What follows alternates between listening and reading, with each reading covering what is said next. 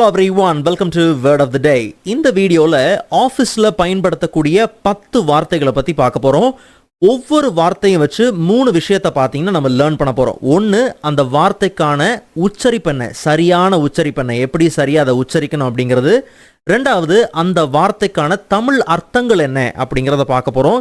கடைசியாக ஒவ்வொரு வார்த்தைக்கான 3 எக்ஸாம்பிள் சென்டென்சஸை பார்த்தீங்கன்னா நம்ம லேர்ன் பண்ணுவோம்.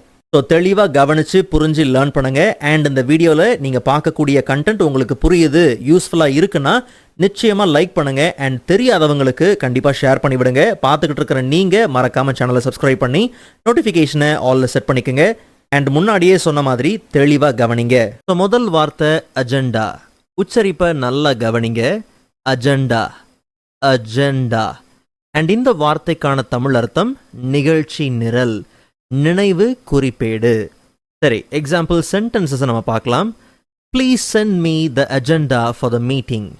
கூட்டத்திற்கான நிகழ்ச்சி நிரலை எனக்கு அனுப்புங்கள். This agenda contains a review of last month sales. இந்த நிகழ்ச்சி நிரலில் கடந்த மாத விற்பனையின் மதிப்பாய்வு உள்ளது. We will closely follow the agenda. நிகழ்ச்சி நிரலை நாங்கள் உன்னிப்பாக கவனிப்போம். ரெண்டாவது வார்த்தை பார்த்தோம்னா டெட்லைன். உச்சரிப்பை நல்லா கவனிங்க. Deadline, deadline. தமிழ் அர்த்தம் பார்த்தோம்னா காலக்கெடு, ஒன்றை முடிப்பதற்கான கடைசி நேரம். எக்ஸாம்பிள் சென்டென்சஸை பார்ப்போம். The deadline for the project is next Friday. இத்திட்டத்திற்கான காலக்கெடு வரும் வெள்ளிக்கிழமையுடன் முடிவடைகிறது. Management has agreed to extend the deadline. காலக்கெடுவை நீட்டிக்க நிர்வாகம் ஒப்புக்கொண்டுள்ளது. She finished her report before the deadline. காலக்கெடுவுக்கு முன்பே அவள் அறிக்கையை முடித்துவிட்டாள். மூணாவது வார்த்தை ஃபீட்பேக். உச்சரிப்பை நல்லா கவனிங்க. Feedback, feedback. தமிழ் அர்த்தம் பின்னூட்டம்.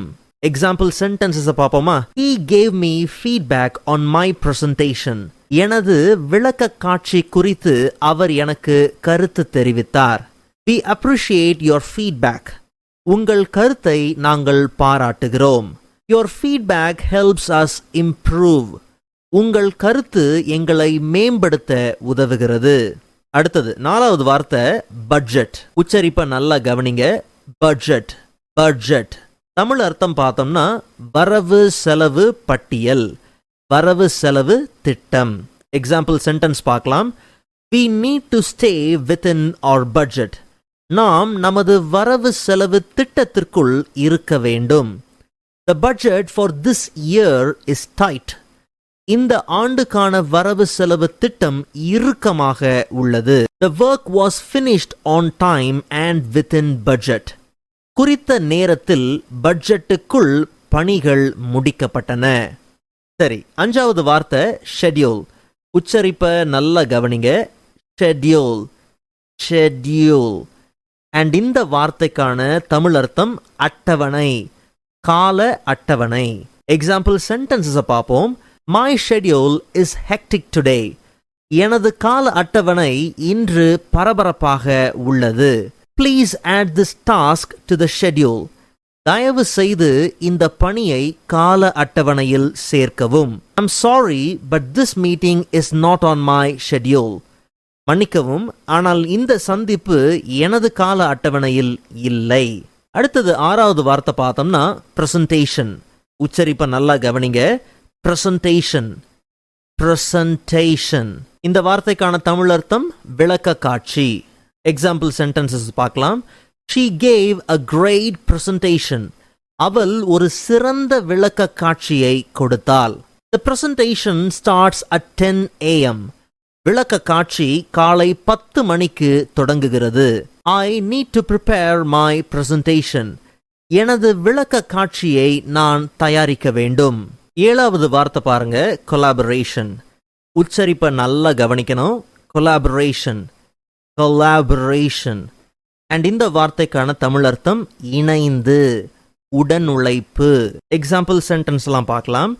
Team work requires good collaboration. குழு பணிக்கு நல்ல ஒத்துழைப்பு தேவைப்படுகிறது. We value collaboration in our office.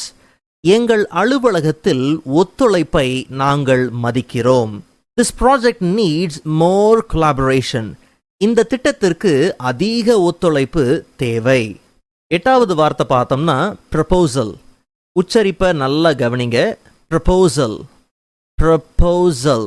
Tamil அர்த்தம் முன்மொழிவு, எடுத்துரை, திட்டம். எக்ஸாம்பிள் சென்டென்சஸை பார்ப்போம்.